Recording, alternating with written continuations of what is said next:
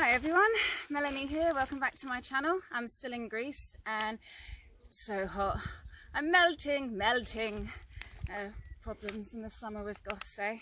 Maybe if I wore some white it would be a bit easier, but I like black. Fun fact about the colour black, in ancient times, in ancient Greece and in ancient Egypt, the colour black was associated with wisdom.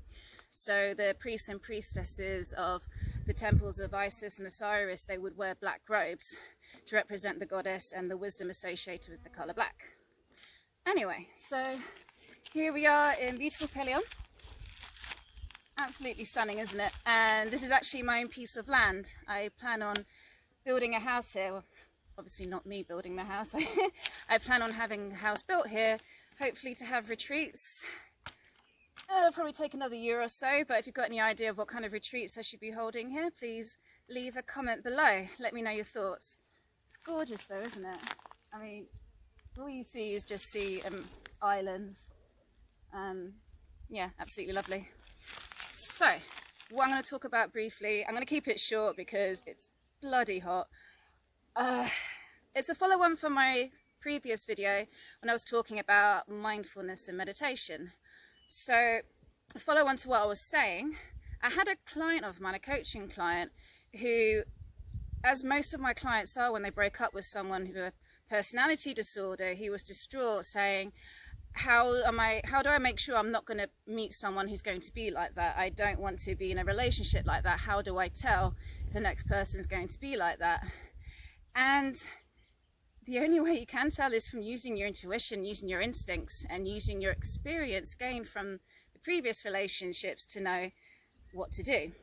So as I was saying in my previous video about mindfulness and meditation, what it does, it helps you become the observer. It helps you gain an understanding of your thought processes, to know what thoughts are based on fear, what physical sensations, your emotions.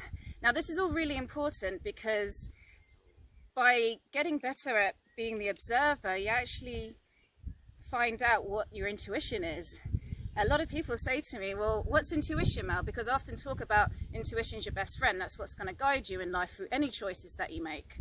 And a lot of people say to me, well, I can't tell what intuition is because I have so many thoughts in my head. I can't tell what's like fear-based thoughts and what's actual legit intuition. And the only way you can find out is just knowing your thoughts better, from practicing observing your thoughts, because the energy of intuition is very different to the energy of fear.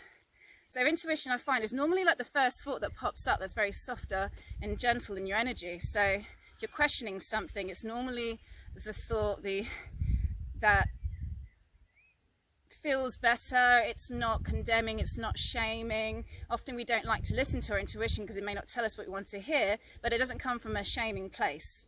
Or else thoughts around fear, about the future, yeah, the energy is very lower, constricted.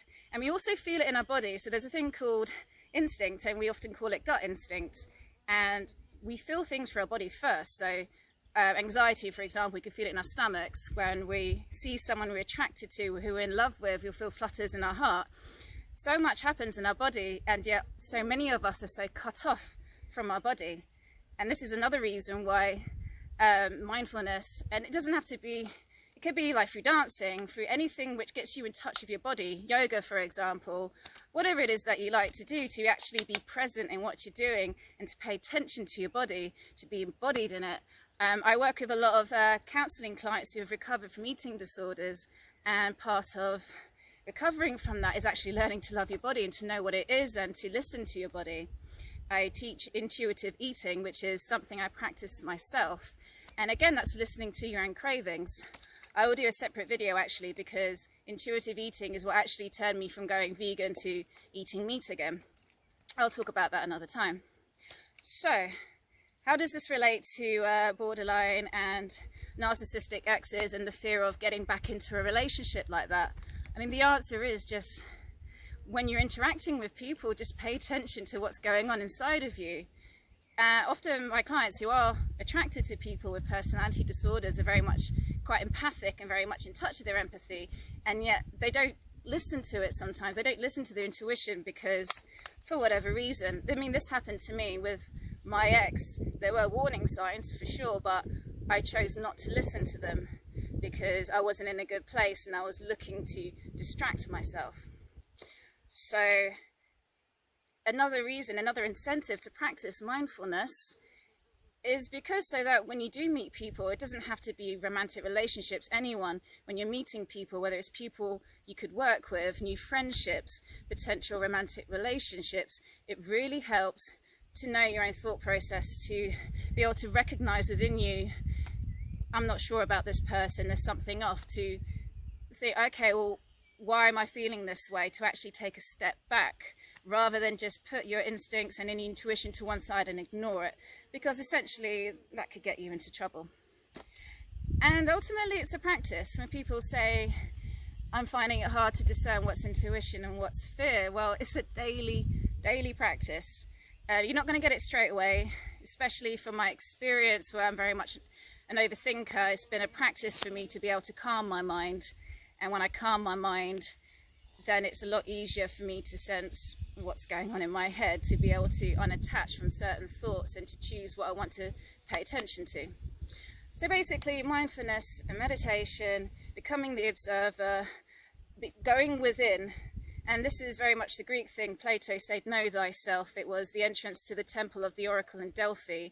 It was a place that was associated with learning and gaining higher knowledge. And it's about knowing yourself. You have to go within in order for you to expand your consciousness. There is no other way. So I'm going to leave it there for now because I'm melting and I need to get in the water. So leave your comments and thoughts below in the comments section, and I'll speak to you later. Bye-bye.